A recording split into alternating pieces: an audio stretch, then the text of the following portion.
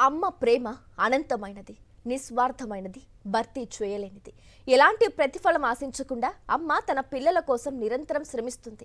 తల్లి ప్రేమానురాగాలు, కష్టాలను లెక్క చేయని పిల్లల కోసం త్యాగం చేసే ఒక అమూల్యమైన బంధం. అలాంటి అమ్మ ప్రేమ ఎక్కడైనా ఒక్కటే, అది మనుషుల్లోనైనా మూగ జీవాల్లోనైనా.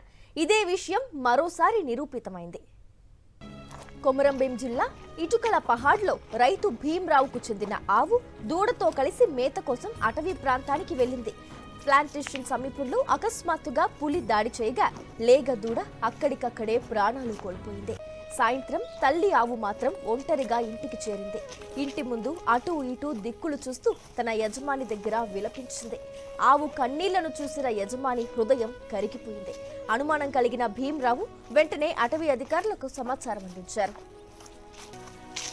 మరుసటి రోజు ఫారెస్ట్ రేంజ్ అధికారి ఆధ్వర్యంలో అటవీ సిబ్బంది గ్రామానికి చేరుకున్నారు. యజమాని ఆవును విడిచిపెట్టగా ఆ తల్లి ఆవు ఎటువంటి సందేహం లేకుండా తన బిడ్డను కోల్పోయిన అదే ప్రదేశం వైపు నడిచింది. అధికారులు, సిబ్బంది ఆమె వెంబడి వెళ్లగా పులి దాడి జరిగిన స్థలానికే ఆవు తీసుకెళ్లింది. చుట్టుపక్కల పరిశీలనలో పులి దాడి కారణంగానే దూడ మృతి చెందినట్లు గుర్తించారు. సంబంధిత అధికారుల తరపున యజమానికి తక్షణ పరిహారం అందజేస్తామని హామీ ఇచ్చారు.